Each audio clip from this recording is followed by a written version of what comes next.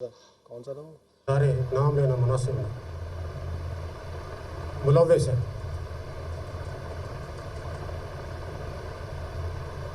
لیکن مجھے خوشی اس بات کی ہے کہ ہماری جوڈیشری بغیر کسی ڈر، خوف اور لالچ کے اپنے فرائض سر انجام دے رہی ہے۔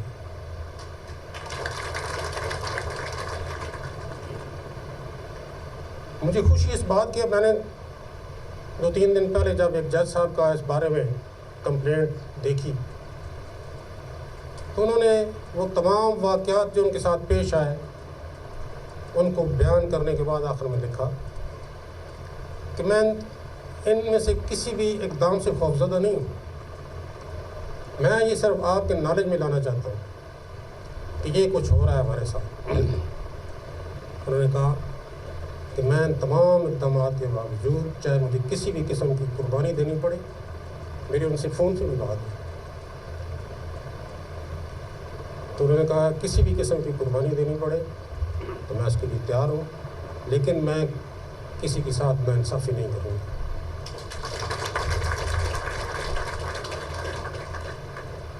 مجھے اس بات کی انتہائی خوشی ہے۔ ان کے ان الفاظ سے میرا خون 1.5 کلو بڑھ گیا۔ مجھے فخر ہے اپنے ڈسٹرکٹ جوڈیشری۔ اب باقی بھی ایسے یقیناً کچھ کمپلینٹس آئیں گے ہمارے پاس، بہت ساری ایسی کمپلینٹس ہیں جو لوگ ریٹن نہیں کرتے، وہ کہتے ہیں جی کل ہم سے ثبوت مانگا جائے کہ ان کو پھر ثابت کرنا مشکل ہوتا ہے۔ لیکن مجھے خوشی اس بات کی ہے کہ ہماری ڈسٹرکٹ جوڈیشری بغیر کسی ڈر، خوف اور لالچ کے، کسی بلیک میلنگ پہ آئے بغیر اپنے فرائض سر انجام دے رہی ہے۔ اور آپ یقین رکھیں کہ اللہ تعالیٰ نے آپ کو اس کام کے لیے چوز کیا۔ جب آپ یہ کام بغیر کسی ڈر، خوف اور لالچ کے سر انجام دیں گے اور صرف آسمان والے خدا کا خوف اپنے دل میں رکھیں گے تو یہ بھی یقین ساتھ رکھیں کہ اس آسمان والے خدا کی مدد اور رہنمائی آپ کو حاصل ہوگی۔ یہ ہو نہیں سکتا، وقتی پریشانیاں ضرور آتی ہیں، لیکن آپ نے ان لوگوں کی آنکھوں میں آنکھیں ڈال کے ان کو فیس کرنا ہے۔ ان کی کسی بلیک میلنگ کا شکار نہیں ہونا، کسی قسم کی قربانی دینی پڑے اس سے دروغ نہیں کرنا آپ نے، اور یہ اسپرٹ ہونی چاہیے۔ اس لیے میں اپنی ڈسٹرکٹ جوڈیشری پہ فخر محسوس کرتا ہوں۔ مجھے پورا یقین ہے کہ یہ جو اسٹیبلشمنٹ کے انٹرفیئرنس ہے جوڈیشری کے، یہ بہت جلد اس کا اختتام ہوگا۔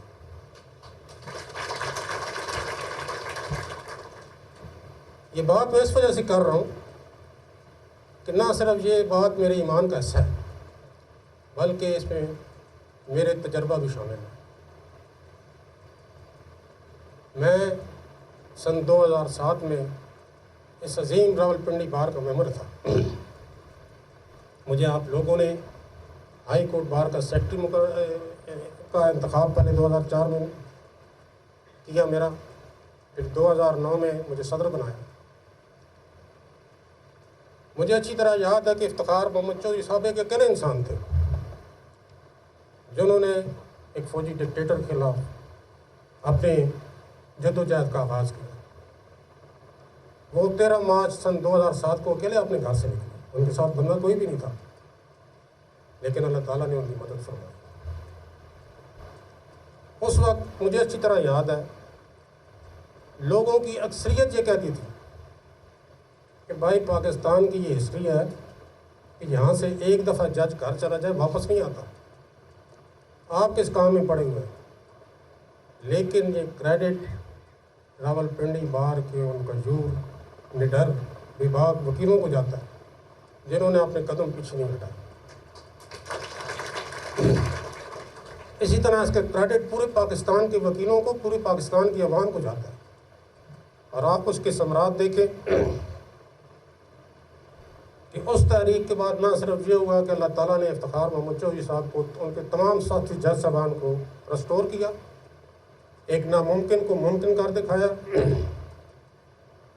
بلکہ آج ہم اس پاکستان میں، اس ملک میں سول گورنمنٹ کے سب سے لمبے دور میں سے گزر رہے ہیں۔ پہلا سب سے لمبا دور سول گورنمنٹ کا جب پاکستان بنا 14 اگست 1947 کو، اس کے بعد 8 اکتوبر 1958 تک رہا۔ آپ پاکستان کی ہسٹری اٹھا کے دیکھیں، 8 اکتوبر 1958 کے بعد کبھی سول گورنمنٹ کا اتنا لمبا دور نہیں رہا۔ وہ 11 سال ہو جو کچھ مہینے، 1 مہینہ ہے، کچھ ہفتے۔ آج اپنے اس تحریک کی وجہ سے، آپ نے اس اسٹرگل کی وجہ سے مارشل لاء کا راستہ ہمیشہ کے لیے بند کر دیا۔ اس ملک کو مارشل لاء کی لعنت سے جان آپ نے چھڑوائی، اور آج ہم سول گورنمنٹ کے ثمرات سے، چاہے وہ جیسی بھی ہے، لوگ کہتے ہیں کہ نہیں جی ابھی بھی وہ اس طرح کی آزاد گورنمنٹیں نہیں ہیں، میں اس پہ تبصرہ نہیں کرتا، لیکن کم از کم مارشل لاء کے اس لعنت سے آپ کو آزادی ملی۔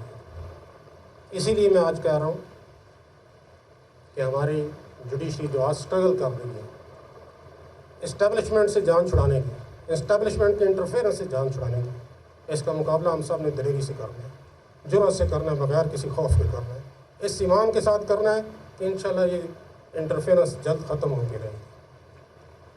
میں آپ سب کے لیے دعا گو ہوں، اور اس موقع پہ میں اپنے سارے پاکستان کے وکیل بھائیوں کا بھی مشکور ہوں۔ مجھے جو 3 مہینے کا ایک عرصہ ملا، میں اس کے لیے اپنے آپ کو خوش قسمت سمجھتا ہوں بطور chief justice Lahore high court اپنے فرائض سر انجام دینے کا۔ اور اس سلسلے میں مجھے اپنے تمام ہائی کورٹ کے بھائیوں کی، ساتھی جج صاحبان کی، بہن کی بھرپور حمایت حاصل رہی، ہماری یونٹی رہی، یہ اللہ کا بہت بڑا شکر ہے۔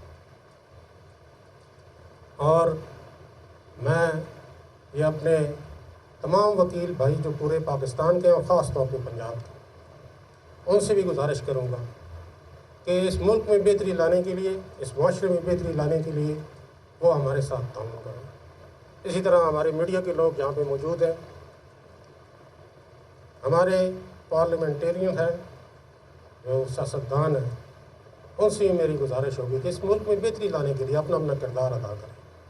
یہ تمام عہدے ٹیمپریری چیزیں ہوتی ہیں، آنی جانی چیزیں ہوتی ہیں، آج ہم ادھر ہیں کل نہیں ہوتے، لیکن جتنا وقت اللہ تعالیٰ نے آپ کو دیا ہے اس وقت میں آپ اپنا اپنا کردار ادا کریں۔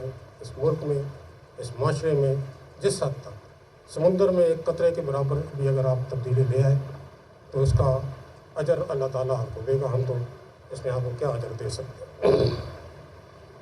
تو انہی معروضات کے ساتھ میں آپ سے اجازت چاہوں گا، اور اس دعا کے ساتھ کہ اللہ تعالیٰ ہم سب کا حامی و ناصر ہو، اللہ تعالیٰ ہم سب کو اپنی ایمان میں رکھے، اور اللہ تعالیٰ ہم سب کو اپنی ہدایت سے، رہنمائی سے روشناس فرمائے۔ آپ سب کا بہت شکریہ اس محفل میں آنے کا، ایک دفعہ پھر آپ سب کا میں مشکور ہوں، بہت بہت مہربانی آپ کی۔